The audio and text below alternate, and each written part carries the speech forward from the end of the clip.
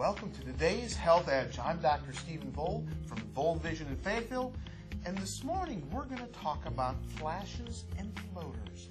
Flashes and floaters are some of the most common symptoms that I hear in an eye clinic, and one of the things that patients will find is that they will see occasionally some black, gray spots that will float around in their vision.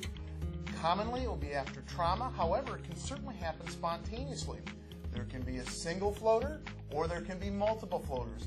Our biggest concern is when we, in addition to the floaters, we start seeing a curtain in their vision. So when people have these symptoms, as an ophthalmologist, I'm thinking about things such as a retinal tear or a retinal detachment. And what is happening is that in the vitreous gel, as we age, it moves from more of a jelly to a liquid.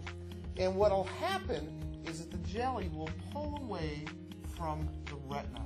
When it pulls away from the retina, there's stimulation, and that's what gives you the flashing. When the floaters happen, that can be from a tear in the retina, which occurs in about 1 to 5%, depending on the findings we see on the exam, or it can be just some changes in the vitreous gel where we start to see these floaters. You can see them when you're young. For myself, I've seen them in my 20s and 30s. I can tell you right now, it becomes even more common as we age. And so the thing is, when that happens, what should you do as a patient?